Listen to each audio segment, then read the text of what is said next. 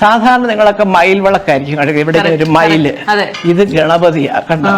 സ്വന്തമായിട്ട് ചെയ്താണോ? എനിക്ക് ഈ വിളക്കുണ്ടാക്കല ജോലി. സ്വന്തമായിട്ട് ചെയ്തതാണോ അത്? അയ്യോ, ഇതും അതേ മോളെ. ഇതെന്താ അറിയോ, ഈ പഞ്ചമുഖ ഗണപതി എന്ന് കേട്ടിട്ടില്ലേ? അത് വലിയ ഐശ്വര്യമാണെന്നാണ് പറയുന്നത്.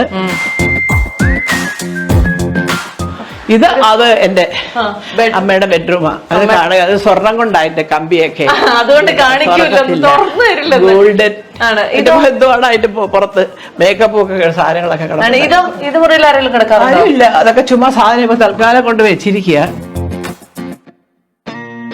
ഈ ഫോട്ടോസ് ഒക്കെ അത് എന്റെ ആൽബത്തിലൊക്കെ ഉണ്ടായിരുന്നൊക്കെ എടുത്തു കൊടുത്തു. അങ്ങനെങ്കിലും വല്ലവരും വരുമ്പോ തന്നെ ഇങ്ങനെ 2 മക്കൾ എനിക്ക് ഉണ്ട് കേട്ടോ, നമ്മൾ ഓർക്കട്ടെന്ന് വിചാരിച്ചിട്ട്.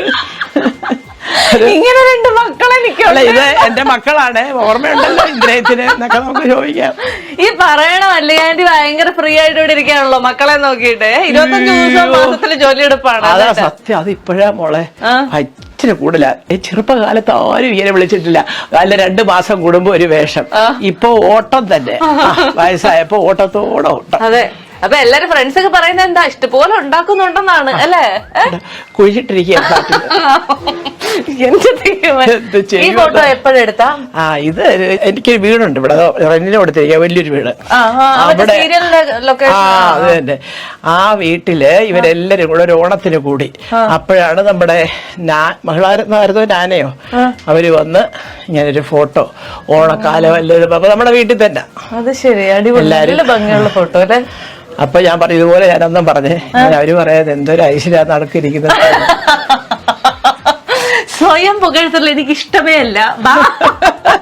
ഒരു മുറിയും കൂടെ ഇവിടെ ഉണ്ട്. ഈ മുറിയിലും കൂടെ കയറി വരക്കി കഴിഞ്ഞിട്ട് എന്റെ ഇന്നത്തെ ദിവസം വേറെ ഒരു സിനിമാക്കാരുടെയോ സീരിയലുകാരുടെയോ വീട്ടിൽ നടക്കാത്തൊരു കാര്യമായത് കേറി വരവിക്കോ എന്ന് പറഞ്ഞത്. ഇവിടെ പിന്നെ അങ്ങനെ പ്രത്യേകിച്ച് ആരും ഇല്ല.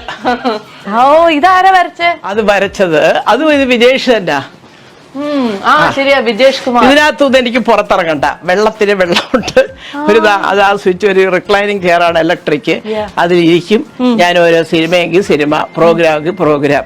ഫ്രിഡ്ജിനകത്ത് ആരും കാണാതെ എടുത്ത് കഴിക്കാൻ പറ്റിയ സാധനങ്ങളൊക്കെ ഉണ്ട്. അതിനാണ് ഇന്ദ്രൻ എന്താണ് ആദ്യം ചെയ്തേക്കെന്നറിയോ?